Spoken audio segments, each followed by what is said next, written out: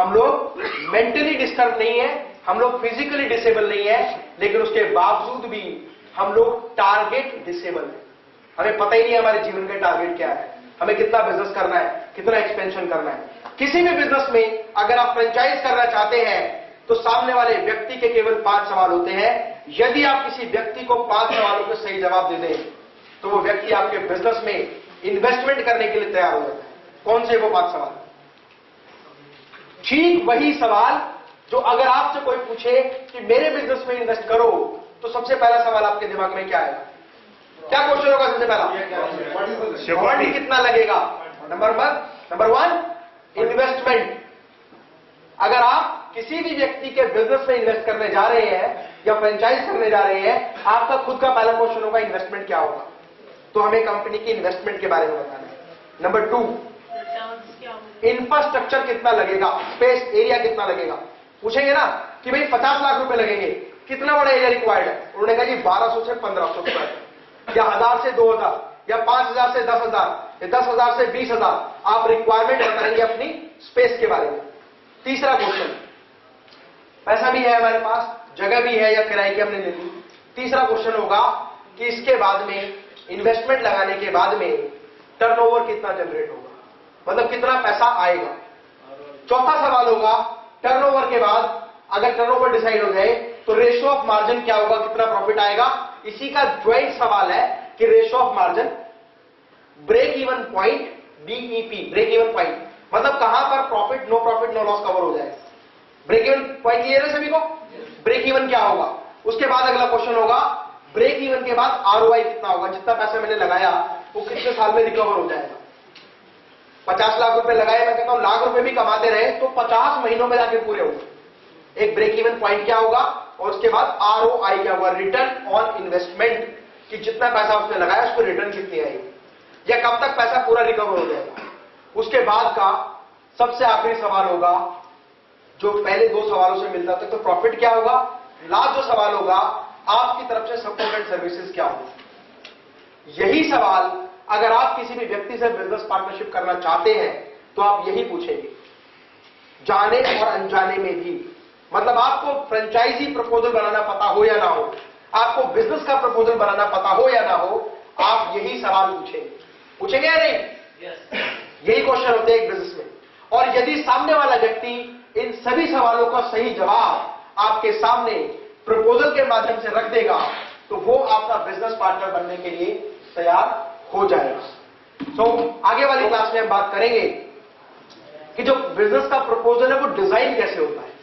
अभी हमने क्या बताया कि बिजनेस का एक्सपेंशन मोड क्या है, ये कैसे काम करता है। बिजनेस में अगर आपने एक बार जीवन में टारगेट बना लिया कि मुझे अपने बिजनेस को मल्टीप्लाई करना है, मुझे अपने बिजनेस में इंफ्रास्ट्रक्चर बढ़ाना है, मुझे नंबर ऑफ इन्वेस्टर बढ़ाने हैं, मुझे नंबर ऑफ यूनिट बढ़ाने हैं, मुझे नंबर ऑफ मार्जिन बढ़ाना है, तो आपको हर एक चीज पर काम करना होगा। एक्सपेंशन केवल तभी संभव है जब लोग आपके साथ आपके बिजनेस में जुड़ जाएंगे। अब यहां पर एक छोटी सी बात है, कई व्यक्ति कहते हैं कि सर एक्सपेंशन अगर मैंने किया तो सामने वाला व्यक्ति भी मेरे बिजनेस के बारे में जान जाएगा। वापस मैकडोनल्ड पर चलते हैं। मैकडोनल्ड के ऑनर ने क्या कहा था, आपको जितना खाना बनवाना है बनवा लो, लेकिन अगर आप इंग्रेडिएंट्स पूछेंगे तो मैं नहीं बताऊंगा कि ये डिलीशियस फूड मैंने कैसे बनाया। ठीक उस तरह से बिजनेस प्रपोजल में you are sharing how to start business, ना कि आप बिजनेस में क्या क्या और कैसे कैसे करते हैं। आप बिजनेस के सीक्रेट्स को शेयर नहीं कर रहे, आप बिजनेस के एक्सपेंशन मोड को शेयर कर रहे हैं कि एक्सपेंड करना है तो कैसे करना है। उसके लिए आपको प्रपोजल बनाना जरूरी है। और अगली वाली क्लास में हम यही बात करेंगे कि अपने बिजनेस का प्रपोजल कैसे डिजाइन किया जाए। और उसके बाद उससे नेक्स्ट क्लास में हम बात करेंगे कि प्रपोजल डिजाइन करने के बाद वो प्रपोजल लेगा कौन। सबको समझ में आ गया प्रपोजल ऐसे बनता है, प्रपोजल ऐसे डिजाइन होता है, ऐसे बिजनेस एक्सपेंड होता है। अब इंपॉर्टेंट क्वेश्चन होगा कि इन्वेस्टर ढूंढे कैसे।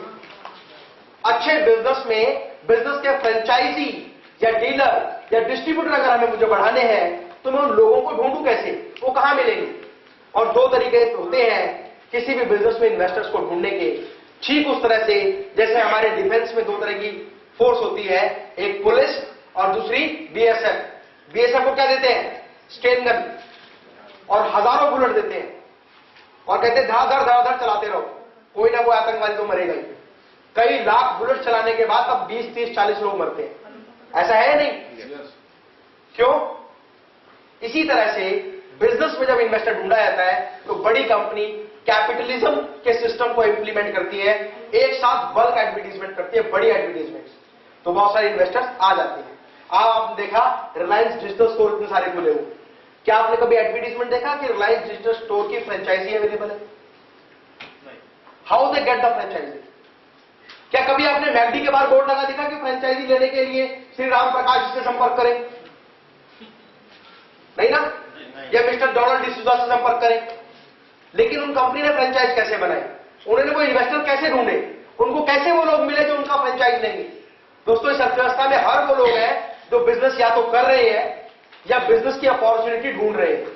ध्यान रखिए, बहुत सारे लोगों के पास बिजनेस है लेकिन बहुत सारे लोगों के पास केवल पैसा है, और जिनके पास केवल पैसा है वो ढूंढते हैं कि कोई व्यक्ति ऐसा मिल जाए जिसके बिजनेस में हम इन्वेस्ट करके हम भी प्रॉफिट कमाएं। तो फाइंडिंग अ फ्रेंचाइजी और डीलर और distributor is a different subject that we will discuss in the next class.